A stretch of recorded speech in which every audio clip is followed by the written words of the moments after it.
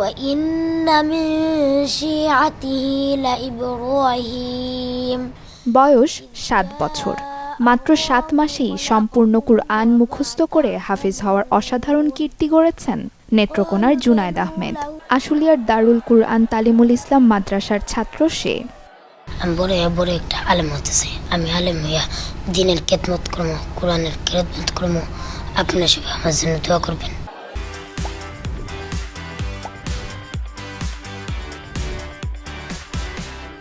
দুই ভাই এক বোনের মধ্যে বাবা মার দ্বিতীয় সন্তান জুনায়েদ। স্বজনরা জানিয়েছেন ছোটবেলা থেকেই ধর্মীয় বিষয়ে তার বিশেষ আগ্রহ ছিল। জুনায়েদের এই অর্জনে গর্বিত তারা। জুনায়েদ আমার ভাতিজা। আমি আশুলিয়া বাইপেল দারুল কুরআন তালিমুল ইসলাম মাদ্রাসায় হেফজ বিভাগে খেদমত করি। আমার ভাতিজা আমার কাছেই পড়াশোনা করেছে। হেফজ 7 মাসে কমপ্লিট করেছে। ওর বয়স মাত্র 7 বছর। সকলেই তার জন্য দোয়া করবেন। قال ما منعك ألا تسجد إذ أمرتك। মাদ্রাসার শিক্ষকরা জানিয়েছেন জুনায়েদের মেধা ও অধ্যাবসায় তাকে এত দ্রুত সফল হতে সাহায্য করেছে। ছেলে হিসাবে খুবই ভালো, তার মেধা বুদ্ধি খুবই ভালো। আমরা গর্বিত জুনায়েদকে নিয়ে। আপনারা সকলেই আমাদের জন্য দোয়া করবেন যেন জুনায়েদের মতন অসংখ্য কোরআনে হাফেজ আমরা তৈরি করতে পারি। হাফেজ জুনায়েদ আহমদ মাশাআল্লাহ মাত্র 7 মাসে দারুল কোরআন তালিমুল ইসলাম বসুন্ধরা মাদ্রাসায় হেফজ সম্পন্ন করেছে।